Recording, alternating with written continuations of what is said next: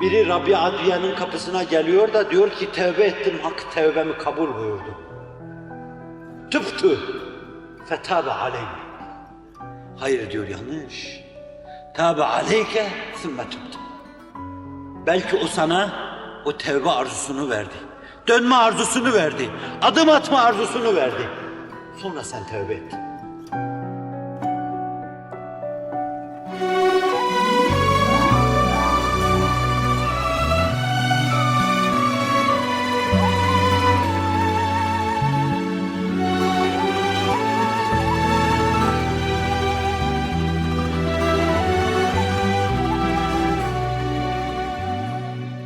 Tedelli yoluyla ondan gelmesi çok önemlidir.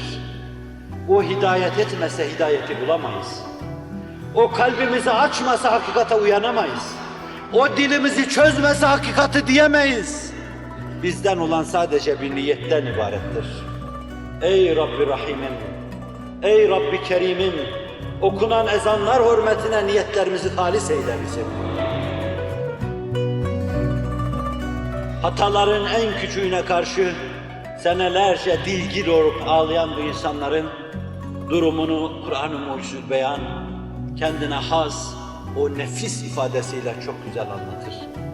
Kâb ibn Malik hadisesiyle alakalı olarak وَضَاقَتْ عَلَيْهِمُ الْأَرْضُ بِمَا رَحُبَتْ وَضَاقَتْ عَلَيْهِمْ أَنْفُسُهُمْ وَظَنُّوا أَنْ لَا مَلْجَأَ مِنَ اللّٰهِ إِلَّا إِلَيْهِ ثُمَّ تَابَ عَلَيْهِمْ لِيَتُوبُوا.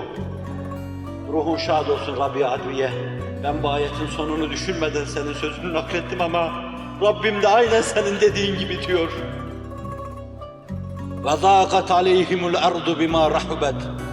Yer gök bütün genişliğiyle beraber şayet gözlerine bir haram gelmiş ilişmişse onlara dar gelir. Koca Sıddık, hangi sema bana gölgelik yapar? Hangi arz artık ben omuzlarında taşır, ben o günahı işlersem? Ruhun şad olsun, kurbanın olayım. Ben senin işlediğin bir günah bilmiyorum. Ama bu işi ben yaparsam, hangi sema benim başımda durur? Hangi arz artık ben omuzlarında taşır der.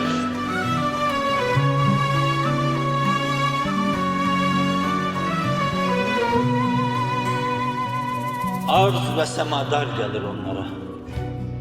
Gözüne başka hayal girmişse, kalbine ayar taht kurmuşsa, ayarın ocağında yanıyorsa hak varken وَضَاقَتْ عَلَيْهِمُ الْأَرْضُ بِمَا رَحُبَتْ وَضَاقَتْ عَلَيْهِمْ أَنْفُسُهُمْ. Nefisleri de dar geliyor. Canları gırtlaklarına gelir günah karşısında.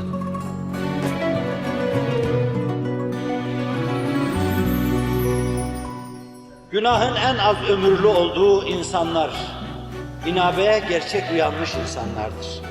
Günah o kadar az ömürlüdür ki bunlarda 3 dakika, 4 dakika bir hata ya yaşayabilir ya yaşayamaz. Saat 11'i 5 geçe bir hata ederlerse 11'i 6 geçe seccadelerine diz gelmiş, başlarını yere koymuş, çoktan onu yıkamışlardır.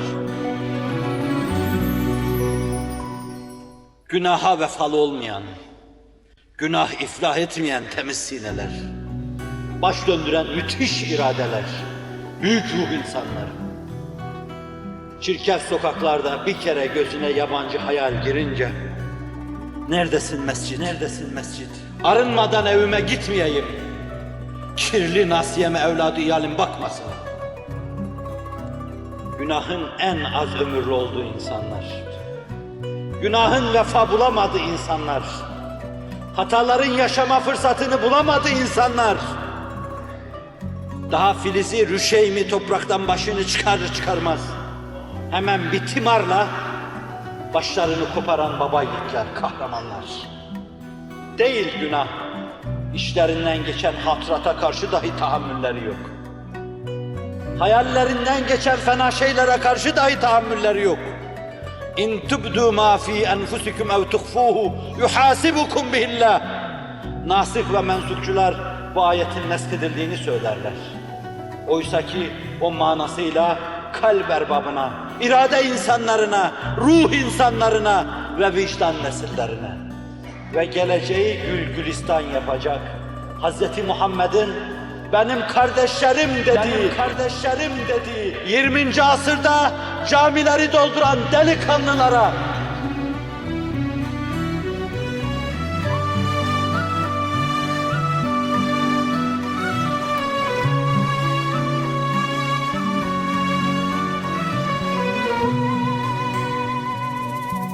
farklı bir yanı vardır. Onlar işlerinden geçen şeylerden dolayı dahi muahaze oldukları ve olacağı kanaatindedirler. Yanlış bir hatıra hayallerini sardığı zaman hemen bir tokatı yiyeceklerine inanır, hemen başlarına koyacakları bir secdegah ararlar. Yüzlerini yere sürer ve yine tertemiz hale gelirler. Gelecek tertemiz nesiller bekliyor.